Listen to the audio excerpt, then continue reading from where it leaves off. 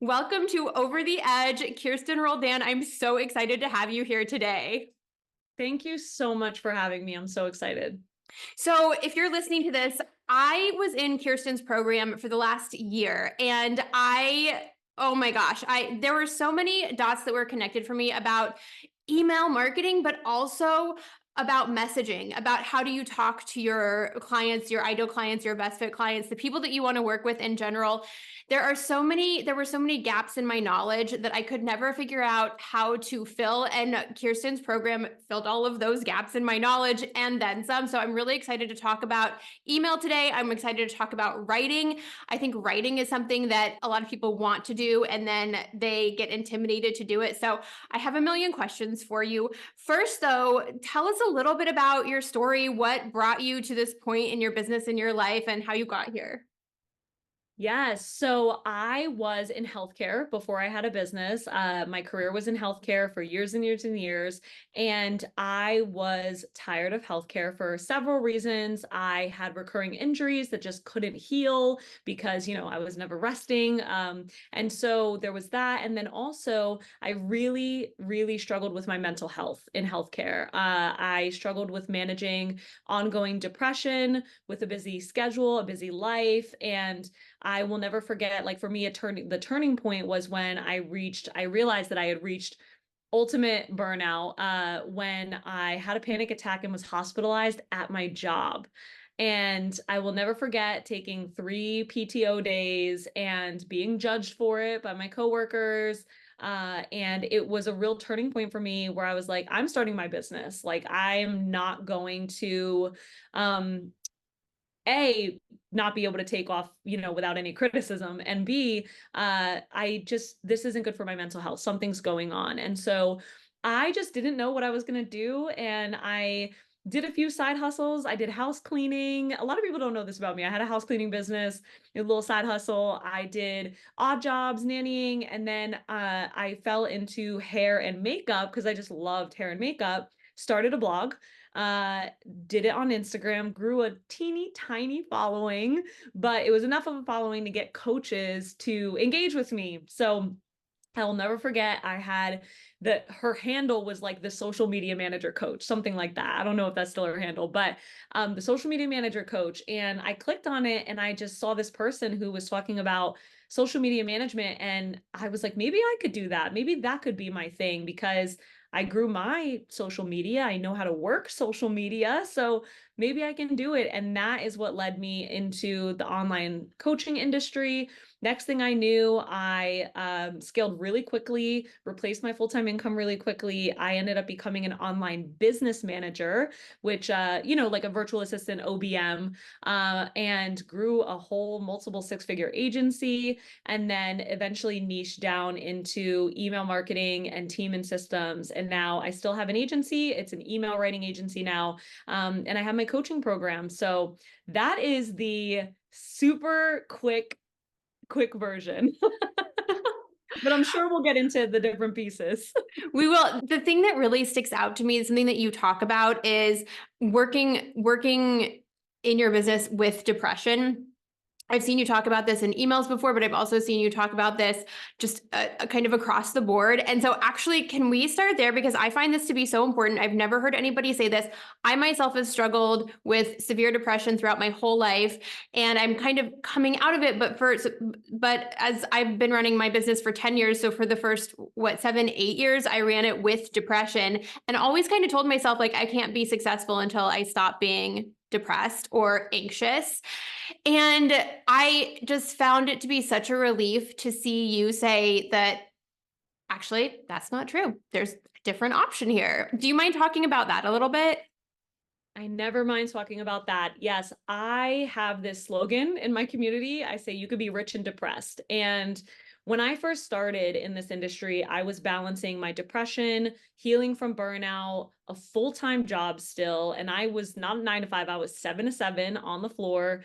I am a wife, I'm an eldest daughter, like I had a lot of life responsibilities, and people were asking me to like market in what felt like the most energy sucking ways, like having to be on video every day.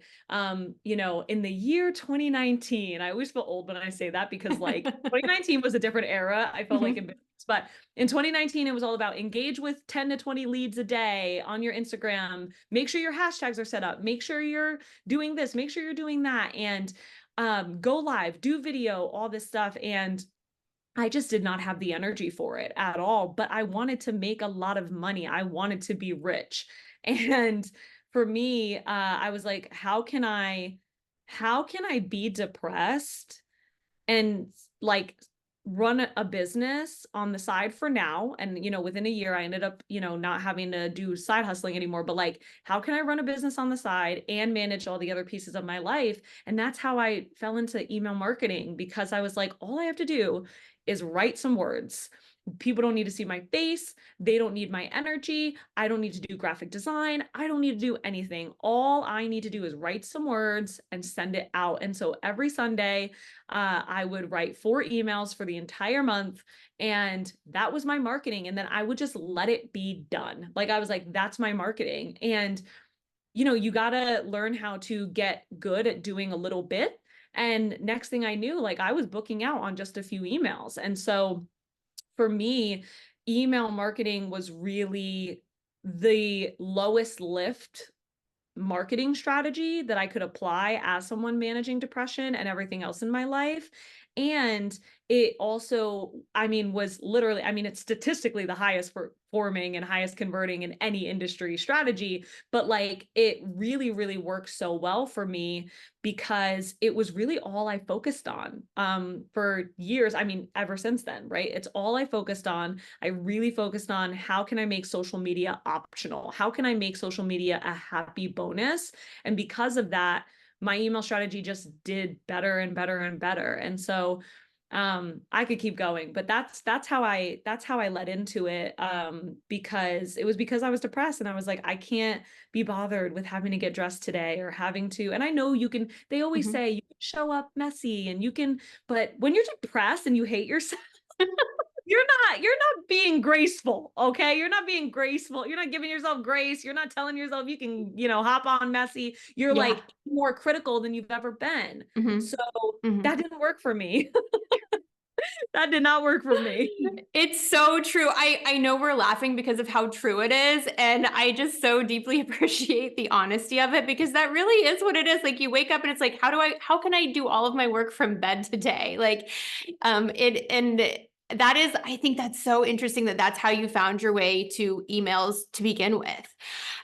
Because it's and as you said, it was the lowest lift for you, and that I also think is interesting because some people would say that for them it is the biggest lift, right? So how do you approach I want to talk a lot about how you approach writing in general, like as a creative, as an artist, but can we start with how you approach writing emails so that mentally it's a low lift?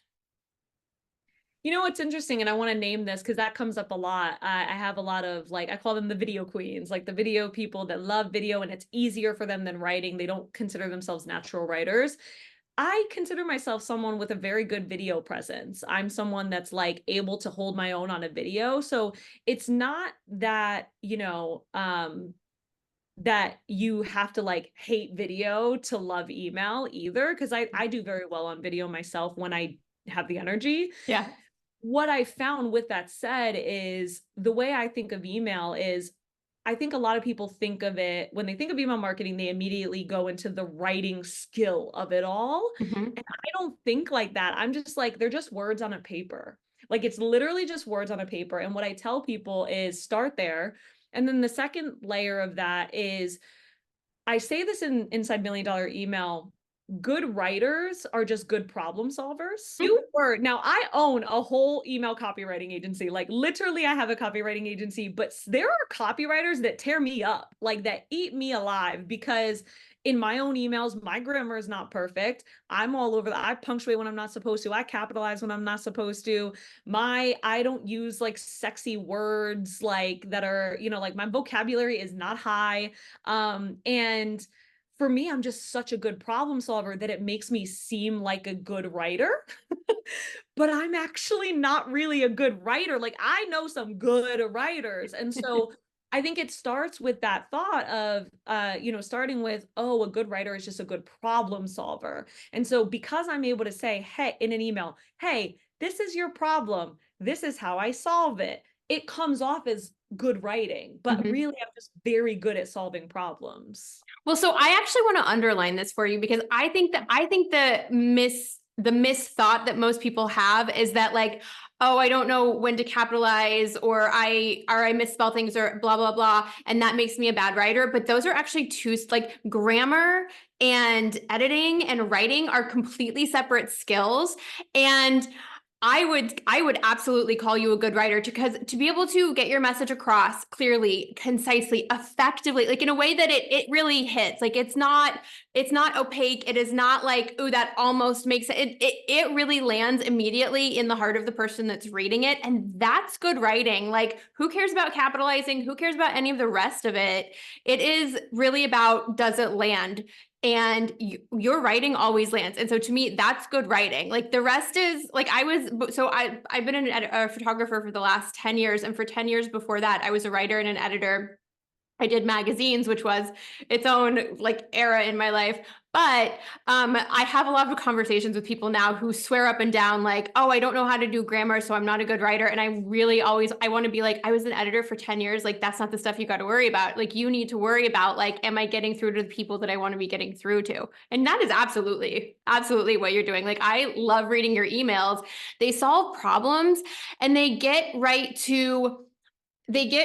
get to the heart of like, if you feel like there's something opaque, if there's like a problem in your business that you feel like I can't see this for what it is, I can't quite figure it out, like I getting your email immediately solves it in 500 words or less, which I think is a huge skill. Yeah, it's taken time, right, to learn how to simplify Yeah. sentences, if you will. But again, I think that just becomes with I'm becoming a better and better problem solver. And Mhm. because of that, the problems for my clients are being solved faster and being able to be said faster, right? And Mhm. I think that's so much of it. And so usually when people, I call it overwriting. Mhm. Usually when people overwrite, it's just because they haven't like worked how they would solve the problem out in their mind and before they wrote. So yeah, there's so much I can say about being a good writer, becoming a good writer, but it really starts with that. And in Million Dollar Email, in my copy reviews, we specifically don't look at grammar because what happens is people have so much writing trauma from school, from college. If you went to a lot of my clients, I call them scholars, they're higher ed people, like they went for their masters and doctorates, and they were torn up, like absolutely torn up for their writing. And so it's really important that you're not replicating school trauma, or like if you were like myself, my mom used to rip up my papers if they weren't like written neatly and grammatically correct. She would rip up my homework and I'd have to bring a second sheet of paper that wasn't the original. So it's so important that you're not bringing that with you, uh, Yes. because that's going to mess with your confidence with writing too, and your confidence with being a storyteller and all of that.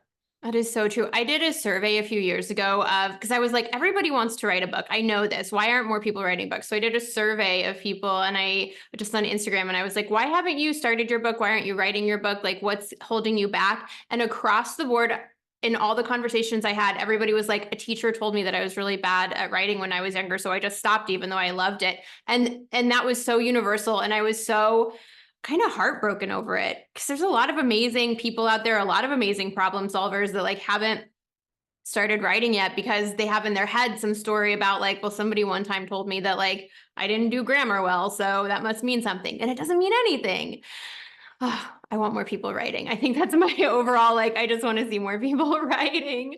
So Me too. let can we talk about how you approach writing as a creative, as an artist? Like when you're sitting down and thinking about the problem solving aspect or the message that you want to get across, or just like having fun with it. Like what do you think about creatively when you're writing?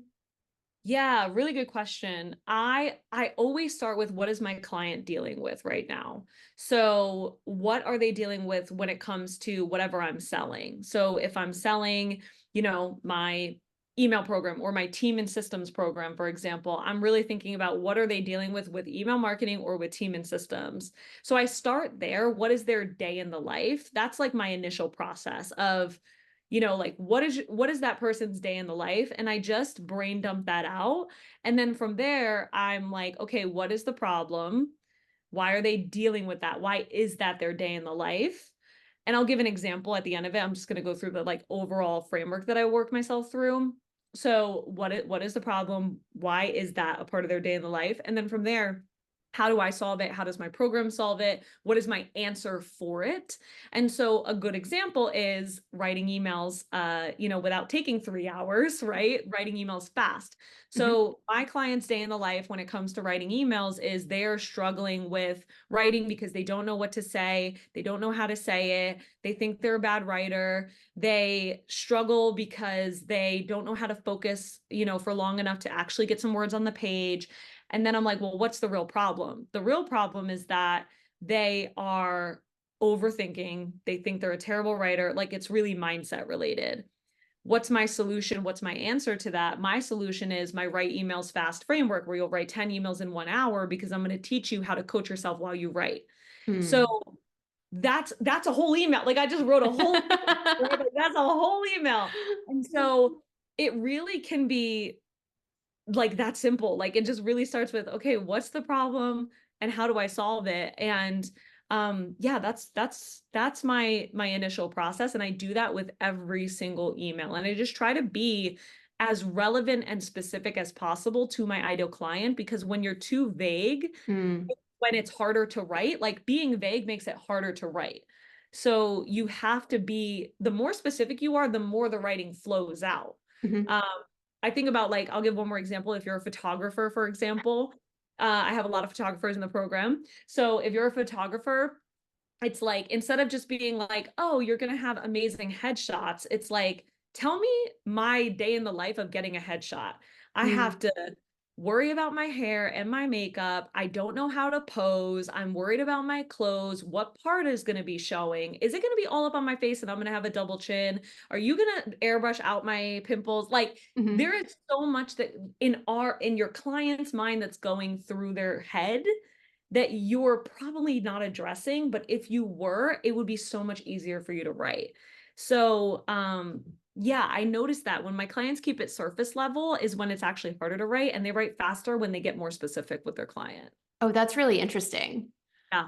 Oh, I love that. Okay, so okay, wait, can we talk about this, the getting more specific thing? Because that to me, I think is where things get really interesting. And that's where I find it most difficult to be direct when we get specific, right? Like surface level, it's easy to say, like, yeah, you need photos for your business. Like you can't run your business without marketing assets. That's easy, right? But to get more specific, to get down into the depths of it, that's when the directness feels, I always feel like I'm a little bit like, can I say that?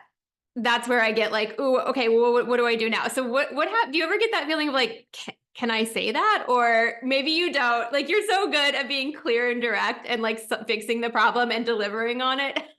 I was gonna say I'm a Puerto Rican from New York, so I'm very naturally very direct and spicy for sure, and that's why a lot of people come to me. But I do have moments where I'm like, will this land? Will this make sense? Right? Am Mhm. I articulating this right? I remember I had written an email about templates don't change industries, where I was talking about like stop using email templates, they're terrible, Mhm. and basically I had said like, you know, essentially like millionaires don't rely on templates. And if you want to be a millionaire, you need to learn how to write without a template. And I did have a moment where I was like, ooh, like, what are people going to say? What are their Mhm. objections to that? But then I was like, wait, whatever I am worried about them saying is just another email that I can write about. It's just Ooh. another email. So I'm like, Mhm. if I'm creating content there, whatever I'm worried about them saying, I'm just going to write another email about. And so, and, that's like honestly what helps me when I'm in that space. And honestly, you had said something and it made me say in my head, stop telling your audience things they already know. They're tired of that. right? Oh, Like they yeah. want to be told something different, and it's Mhm. okay if what you're saying is a little out of pocket, if you will, like, or if it's a little like, ooh, that's intense, or that's, spicy, or whatever it is. They're tired of being told what they already know. Mhm. So they would rather, have be told something different in a way that's not like delivered perfectly than the opposite. So that's how I like to think of it. I love that. And I love the idea of like, well, it's just another email. If they have something to think about it or ask about it, like it's another email. How do you get into a space of like feeling comfortable sending more and more emails? Yeah. So, oh my goodness. My clients, because I am a big advocate of send all the emails. There's never too many emails that you can send in a day, in a week, in a month. And oftentimes my clients will be like, oh my goodness, I'm getting these messages from people and they're getting upset with me. Let me tell y'all, nobody has gotten more messages than me. My inbox is lit up. The messages I get from people telling me, you need to reconsider your strategy. This is spammy. This is sleazy. That you look desperate. And I'm like, make a million with email and then talk to me. But anyway, I've gotten it all. So I say that to say, you know, I have times where I doubt myself too for a minute, but honestly, I just keep going back to the more emails you send, the more money you make. And I have literal hard data proof of that. Like my clients who increase their email cadence all make significantly more money than when they started with me. Mhm. And my community, like we're at over 3 million in collective submitted email sales, meaning that that's just the submitted ones. We have so many others that aren't even submitted. And I'm just like, anytime a hater says something, I'm just like, but look at the bank accounts. Like, I don't know Mhm. what to say. And so for me, it's it's a very New York answer, I'm not gonna lie. But I'm always just like, check the bank account. Like there's what's to be scared of? What's to be scared of? You know what I mean? And that helps a lot. But when I'm not in that energy, what helps me is just like anytime I send more emails, there any one like negative reply back I get 10 more that are like, thank you for answering my questions. Mhm. Thank you for like being so thorough in your marketing so I feel safe to buy. This is why I say email is actually the most ethical form of selling, and sending a lot of emails is the most ethical form of selling, because there is no other platform where you're able to thoroughly answer every single one of your clients' questions and make them feel so safe to buy your offer. It's unmatched. And so that for me, like really grounds me and makes me keep sending more emails and not be scared to, because I'm like, no, I'm answering all of my ideal clients' questions. They will never say that they were like, just came because of FOMO or anything like that. They will Mhm. join because they feel completely educated on this offer and excited to buy. Yes, and it's going that kind of deep and getting that kind of specific for the people who want to know more, who are excited to know more, ends up feeling great at the end of the day. And then like the one person who's it's not their jam, then it's not their jam. And I was surprised, like I was so nervous to be sending like 3 emails a day for like multiple weeks in a row. Like that really I had never done anything like that before, and I kind of had to go like, I guess we're just gonna see what happens. Like the not doing it is not working. Like I need to go hardcore into a different way of doing it and trust the process and see what's on the other side. So we might as well just like send the emails and see what happens. And it was so lovely to like get to the other side of it and be like, that was actually great. Like I learned so much and everybody had a blast. And like it wasn't the scary thing I thought it was going to be. Like it wasn't, I didn't get any pushback from anybody. I got one text from a friend that was like, not my frequency, not my jam, love you. And that was great. Like, okay. But otherwise, like it kind of felt really, really good to go hard to really trust the process and like go that kind of like specific and deep on messaging and have that kind of conversation with people who were wanting to pay attention to it. Like that actually felt awesome in the end. It always does. It always does. Like when you are fully and passionately selling your offer, to me, like nothing, no, there's no bad that can come of that. There's no bad, especially like as women, like there's no bad thing that can come of us like selling our offer into the ground, if you will, like selling our faces off. There's just nothing bad that can come of that. So Mhm. I'm just always like, I'll always send more emails, always. I love it. Okay, so there are a few things that like attracted me to the program to begin with. And one of them was like, I was just at a place where I was like, I need to not do social media anymore. I just like, and I think so many of us are there. And this was um in 2023. And now that we're in 2024 and it's still like social media is still hard.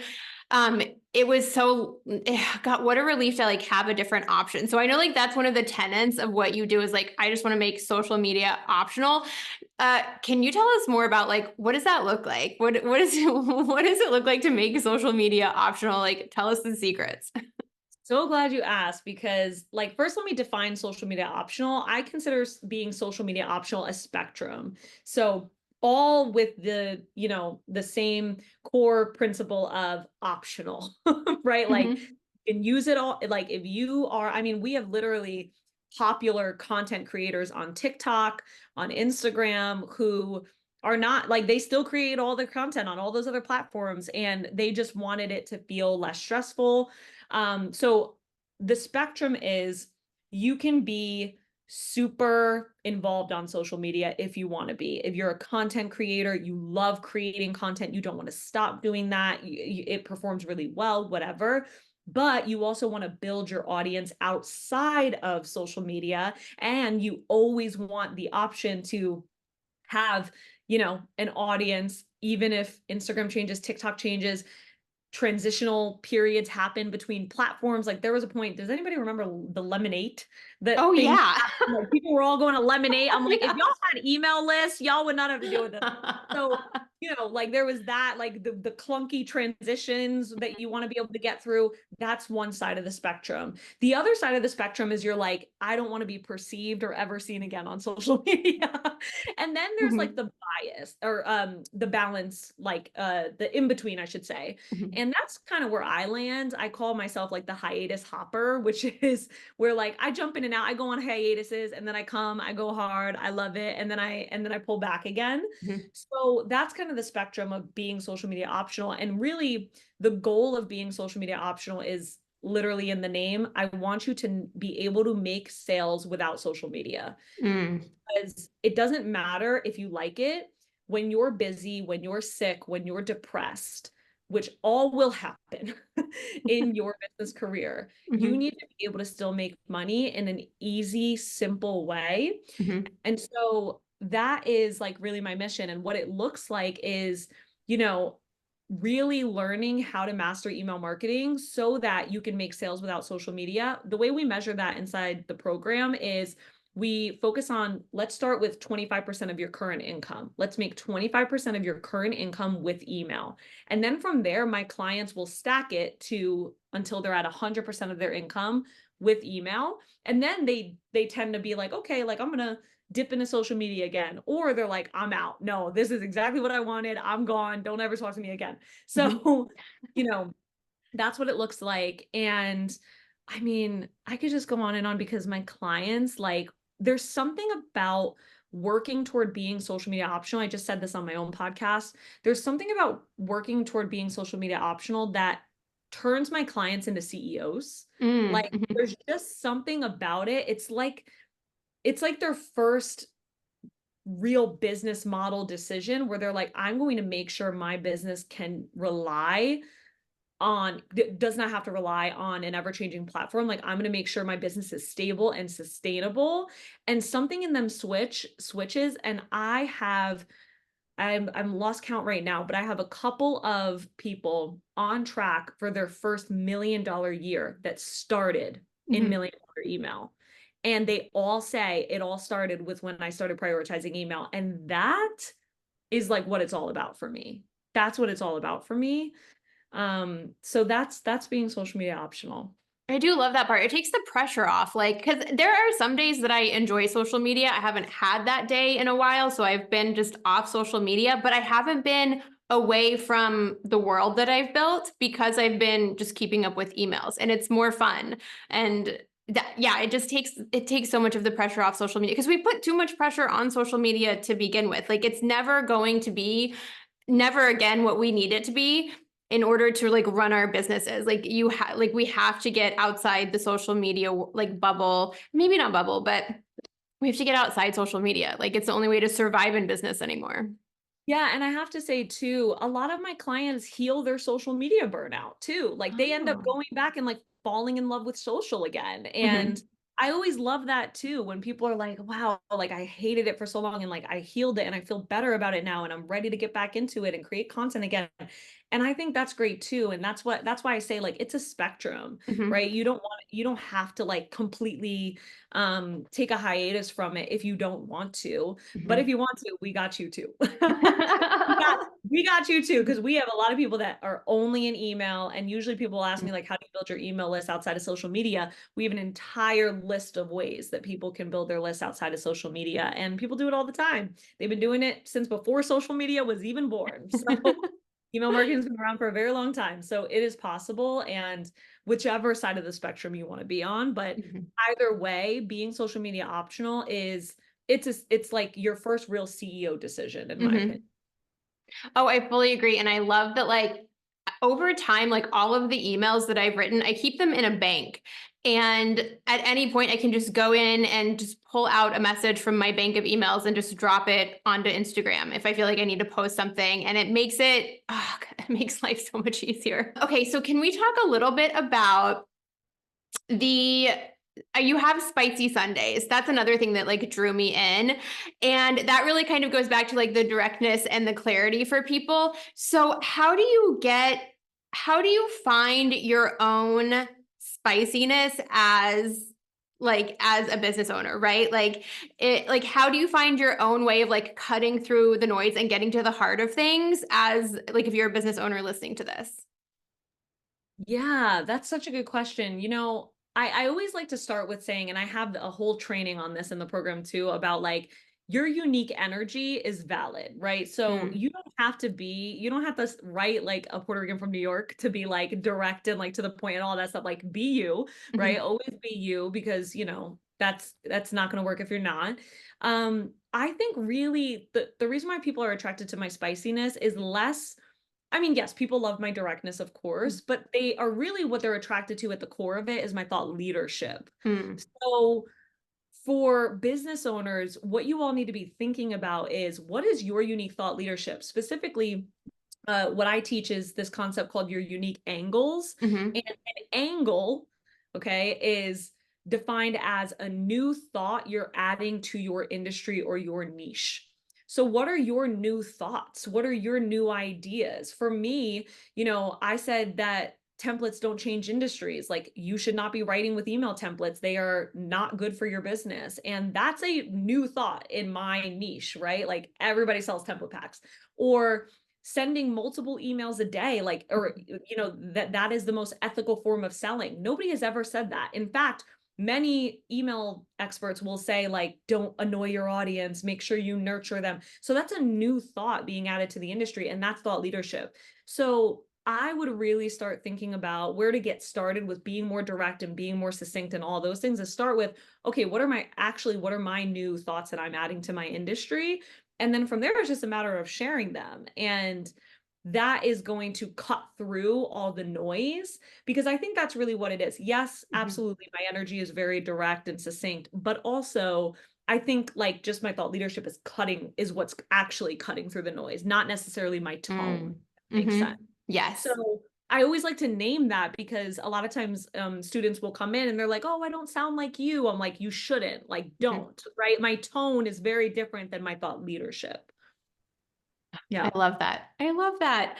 Okay, so if somebody's listening to this and they're like, okay, well, I haven't emailed my list in 6 months, or I've been emailing my list for 6 months, but like it's been spotty and I'm not fully sure what I'm doing. How do you shift into a mode where you're like, okay, well, now I'm doing it. Like, where do you start? Like, how do you shift into that thought of like, okay, now I'm going to be clear in what I'm doing. We're gonna change the strategy. We're gonna shift to like finding our unique voice and solving problems and being clear and direct. Like, how do you shift into that mode if you feel like it might be a departure from what you've been doing on your list?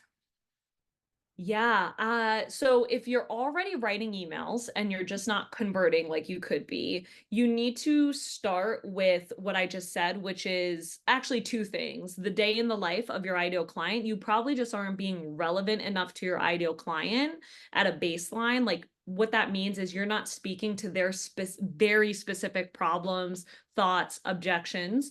And also you need to go back to what I just said, which is what are your new thoughts and ideas? Something that I say in $1 Million Emails, you probably just need to break the inbox. And breaking the inbox means that you put something out that's like, whoa, that's a new thought. Whoa, I haven't thought of it like that, right? So you probably just need to break the inbox if you're plateauing right now. And that comes with looking at your unique angles. What are your new thoughts? What are your new ideas? Things like that. So that's where I would start there. If you're not emailing your list at all, or you haven't emailed them in like 6 months, please, please, please do not make an announcement email being like, hey, y'all, I'm back. Sorry, I'm really going to be consistent this time. No, just start emailing, just start solving problems. Like, Mhm. think about like you go to a doctor's office and the doctor comes in and is like, hey, sorry, I was 2 hours late and this, and that, and here's why, and da, da, da, and my life just got crazy. No, if you don't solve my problem, please, I've been waiting here for 2 hours. So it's the same idea. Like, don't Mhm. make people wait to solve their problem. So get right into it. Just send an email. Just send one email. And then from there, I'm gonna encourage you to start with one email a week, and then eventually 3 emails a week, and then Mhm. eventually 5 emails a week.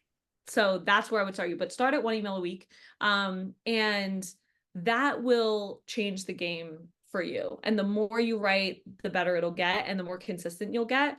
And even like you had mentioned that you collect a bank of emails, even if some weeks you can't be consistent, you'll just repurpose. And it's really that simple. Like, That's and the key. yeah, yeah. I love that. I am about to start like on the weeks when I'm like, oh my gosh, like it's a busy schedule, but I want to stay consistent. I go back to the beginning, and the beginning was 80 emails ago. Like people loved those emails. I got so much response to those, especially those like starting emails. And I would bet money that like even people that responded to them and loved them probably don't remember that they'd already read it. Like I would bet money if I when I change my subject line, I bet people are like, oh yeah, this is a good point. Like when I've never heard this before. They've heard it before. Can we talk about freebies a little bit? Because I spent years going back and forth about freebies and trying different things and then trying nothing at all. What is your like temperature on freebies right now? Good question. I don't want to, I'm not anti freebie. Like I do webinars in my own business. I do, I've done webinars, I've done all that stuff. I've had freebies before. So it's not that they're necessarily bad, but I don't like them as the primary list growth strategy for people. So whenever people utilize wait lists, free challenges, webinars, summits, like anything like that, private podcast opt-ins, whatever they're doing these days, what happens is they build their email list based on a specific offer or a specific topic. So meaning you Mm. have these people that were only interested in this specific topic or this specific offer. And I am just a firm believer in growing your list with people that are interested in your entire business and all of your offers. And the only way to do that is to have a no freebie strategy, where we call it inside $1 Million Email, the weekly series, where you're inviting people to join your list to receive exclusive emails every single week. And there's a number, I could like go for days on why this is better than freebies. Number one, like I said, you're building an audience of people that just want to hear from you. Mm-hmm. And any offer you have to give, they just want to hear from you. They don't care about a specific topic. They don't care about, a specific offer. Number two, you are getting people that will stay on your list longer, because it's very common. We all hear it all the time, freebie seekers, things like that. Like, it's just very common for people to join your list and then unsubscribe quickly when, you already did your webinar, or you did the free challenge, or you did the, wait list enrollment, or whatever it is. And so, or you gave them a PDF. So we want to make it to where you get less unsubscribes. And the way you do that is by attracting people that want to get your emails every single week, because you told them when they joined that they're getting emails every single week. Mhm. So it's just so important, and I'm so passionate about it. So I'm all about, like I said, like, yeah, you're totally going to still use webinars and wait lists and things like that in your overall strategy, but it can't be your primary way of growing your list, because that's how I get people on in my program that have these huge lists bigger than mine with less conversions, because they didn't grow their list that way. They grew it with a freebie forward strategy. Mhm. And you can't do that. You can't do that, especially not in 2024, when more than ever, like, you need to be standing out in the industry, and Mhm. doing like freebie, like, that's not helping anybody stand out. So that's my take on freebies. That's my temperature. It's Okay, hot. good. I love Hot. it. Good. I was listening to, I think, a Q&A video that you had in the program the other day. I was listening to it, and you talked about how, like, a week before you turned 30, you had your first million in business. What's it like being a millionaire before being 30? That sounds incredible. No, it's so, I feel like I still haven't processed it. Honestly, it wasn't the goal. Like, that was never a goal for me. I was never like, oh, before I turn 30, like, that wasn't a goal. But it was so, like, okay, so here's the thing. My birthday happens to be in January as well, which I love the month of January simply because it's like new everything. Like, I'm a Mhm. new age, it's a new year. Like, I love being a January baby. Mhm. But it was wild to have like this new milestone and a new year and a new, like, it just all felt like a whole, like, butterfly out of the cocoon thing. Mhm. And honestly, I think it set me up for the best year of my life. Like, I have been having the best year of my life so far. I'm 6 months into 30, and something like that.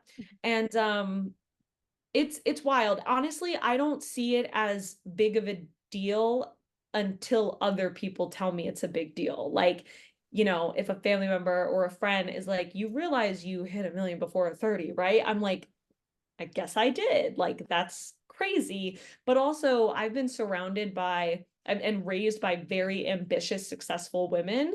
So Mhm. for me, I'm like, that's the bare minimum. Like, it's being very successful, Mhm. um, which is good, which is, Mhm. I'm so glad I have that influence. But um, yeah, I love it. I'm happy with it. It's I'm a proud big of deal. myself. I'm proud of myself. It is a big deal. And honestly, when I turned 30, I just was like, wow, like, you have so, for the first time in like my entire life, I was like, you have so much to be proud of. Like, you have so much to be proud of. And I'm glad, and I'm proud of myself for taking that beat and really acknowledging that, because it is a big deal. And also, at the same time, I would have been happy if I were 35. I would have been happy if I were 40 at the same time. But it is cool to be able to say. I love that. How did you celebrate? I always tell people, like, please go celebrate every single win, big and small. Did you celebrate big? Not as, it's so funny because I'm like, my friends joke with me all the time. I'm a bougie girl. So I'm always celebrating big in every, I could make an email sale and I'll take myself out to like the most luxurious dinner. So I always celebrate very big. Um, Honestly, my celebration has been more personal travel. I'm actually in Atlanta right now with my family. I'm going to Greece this year with my husband. It's also our 7-year anniversary, so that'll be nice.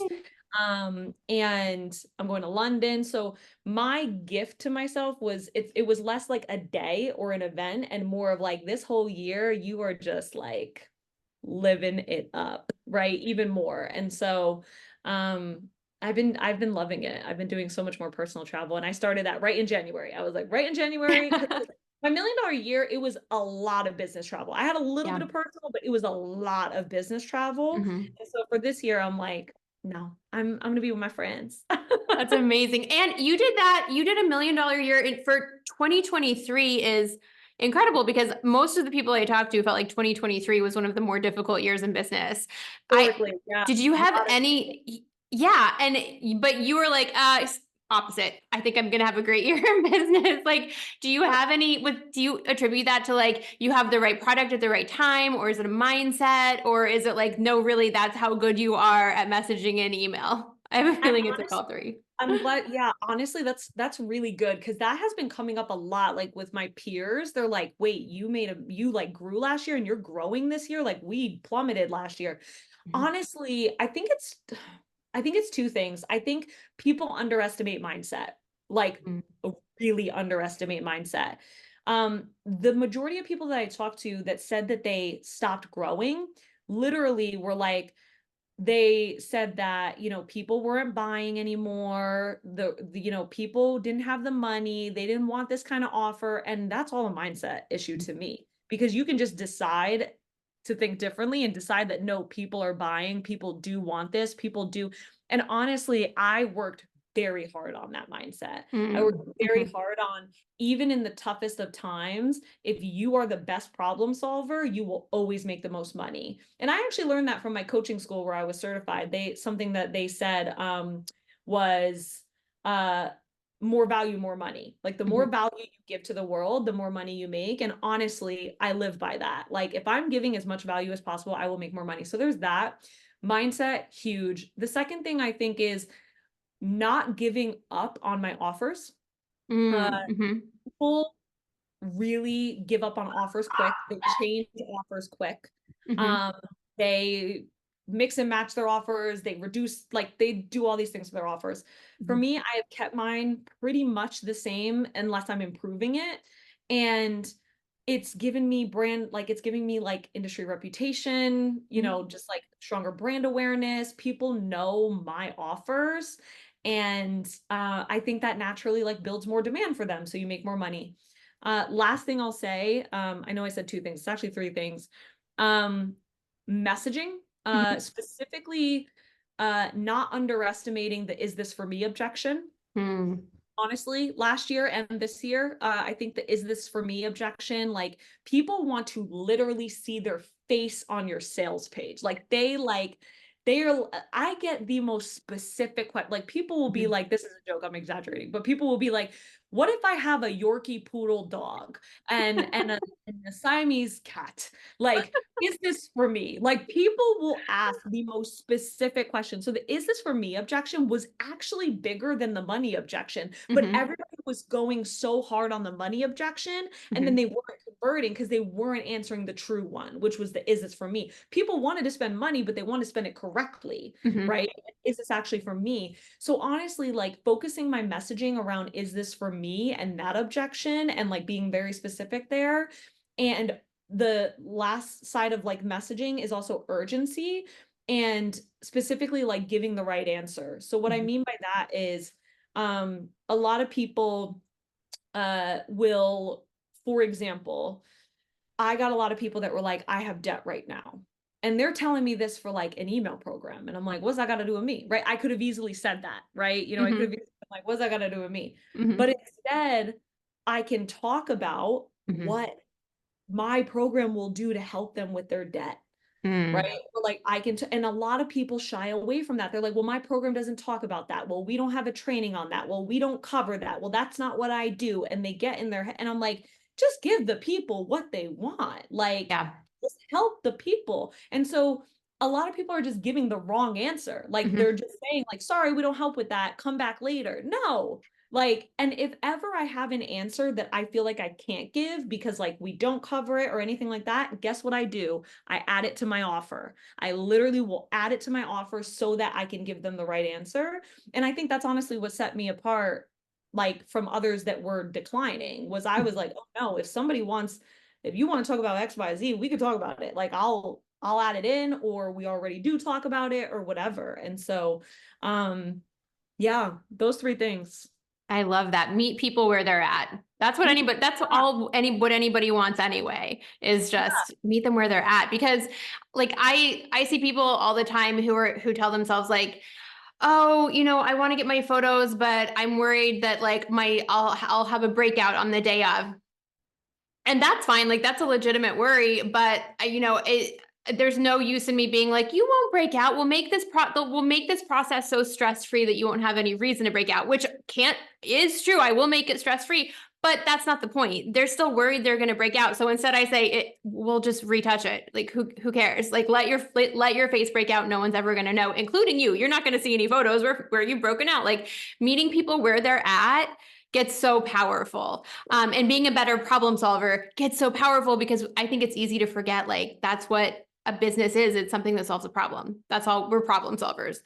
I have one more question for you, but before we do that, tell us a little bit about the program. Like, tell us what you have going on. How do people find out more? All the good stuff. Yes, so Million Dollar Email is going to be opening on June 2nd, and we're open until June 9th, 2024, depending on when you're listening to this. And it is an email marketing program for coaches, creative service providers, online and offline. So we have lots of photographers in the program. We got therapists in the program. Like, it's okay if you're an in-person business or a product business or a brick and mortar. We have literally all of it. And we really help you to become social media optional. And our first goal for you is to make 25% of your current income with email in 30 days. So that is Million Dollar Email. And we're opening up, and we have a special bonus for those that join the program from the wait list within 48 hours of us opening. So by June 4th. And it is the Million Dollar Subscribers Challenge.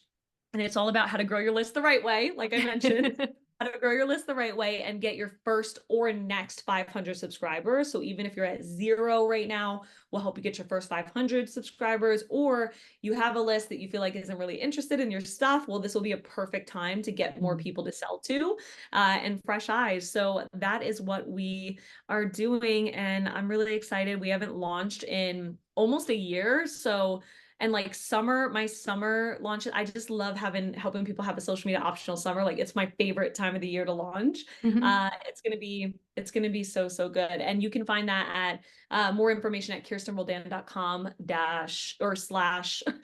/ million dollar email, or just go to kirstenroldan.com and you'll find.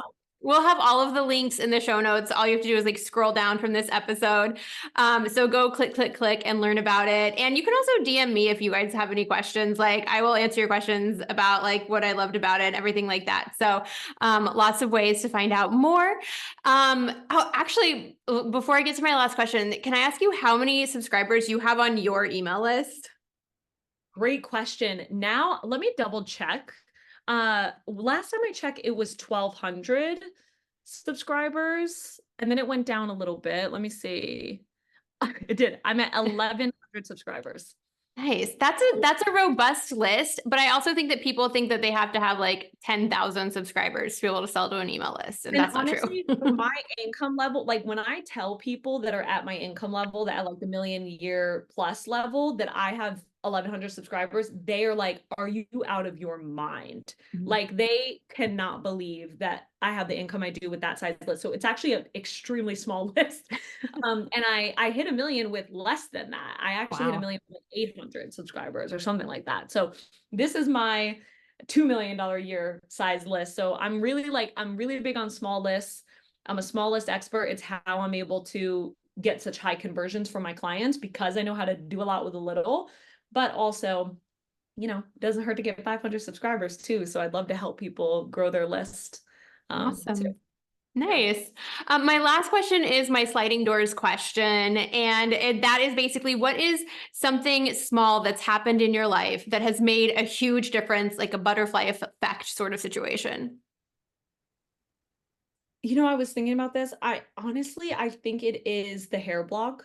I think it's because if that person didn't engage with me, if they weren't commenting on my stuff, I would have never known what this industry was. I would have never known. I think I would have had a business, but it would have been a house cleaning business, or I would have tried to have been an influencer. Like my life would just be completely different if that person did not engage on my content and I didn't click on it. I mean, if I didn't click on it, Mm-hmm. And look, I would have no idea about any of this and I wouldn't make a million a year. Like it's just crazy. So to me, that's my moment. That's like the butterfly effect. Like if I didn't do that, where would I be? I have Mhm. no idea. I really Isn't have that no idea. wild? Yeah. That's incredible. I love that. Like it really is that, like, sometimes just clicking on something, sometimes just being curious about something changes everything. Yeah. Wild. Yeah. Yeah. Well, thank you so much for being on my show today. I really, really appreciate it. And go check out everything that Kirsten's doing. All the links are in the show notes and highly recommend. Kirsten, thank you so much. I really appreciate it. You. Thank you so much.